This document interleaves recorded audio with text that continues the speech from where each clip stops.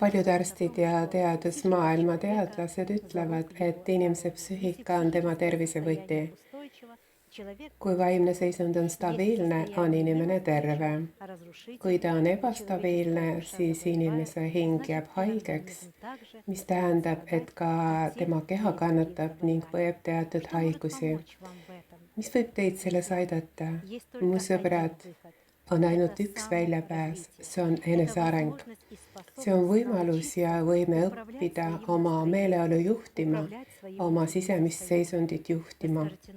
Te ütlete, et kuidas üksi on seda võimatu teha, aga kes teile ütles, et te olete üksi? Kui te olete elus, kui te mind praegu näete ja kuulete, siis see räägib sellest, et te pole enam üksi.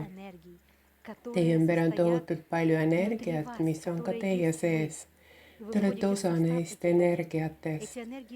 Ja need energiat hoolitsevad teie eest ja aitavad teid läbi elu. Te lihtsalt pöörake nendele tähelepanu ja nendele struktuuridele ja eluvormidele, kes teid aitavad ja kaitsevad.